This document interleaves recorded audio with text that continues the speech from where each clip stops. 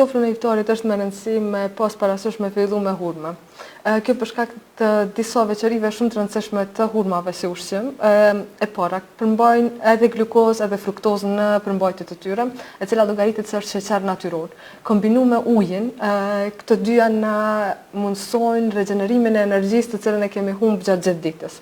Domethënë çat mungesë të glukozës që përmenda më herët, që fillon në ditën e parë dhe ditën e shtatë për shkak të metabolizimit, mundëm me kompenzu me marrje të hurmeve gjatë iftarit.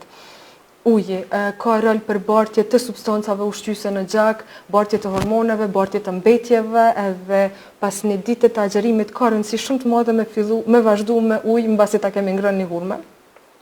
Ma vonë, mundëm me marrë një pauzë prej 5 deri në 10 minuta para se me fillu me diçka tjetër si çorbat, preferohet diçka e lëngshme për mos me ngarku me njëherë traktin tret, lukthën. Preferohet që ushqimi me qenë i pasur me yndyra të pangopura, qysh është vaji i udhërit ose vajra tjerë që nuk janë me origjinë shtazore. Krahas këtyre, mishi preferohet peshku ose mishi i pulës, për me mujt me marrë përmbajtjen e nevojshme të proteinave. Periudha prej syfyrit deri në iftar këshillohet që të mbesim të hidratuar mjaftueshëm, do të thonë dikon 8 deri në 10 gota ujë në këtë interval preferohen.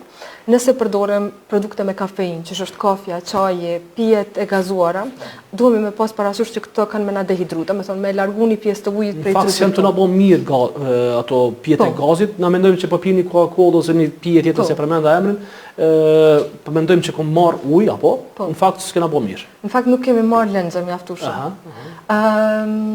Për shkak se këto e largojnë ujin prej organizmit, është mirë me kompenzu. Do të thonë nëse pini një gotë çaji, ofër me mbajt edhe një gotë shtesë të ujit, ose një kafe me një ujë, ose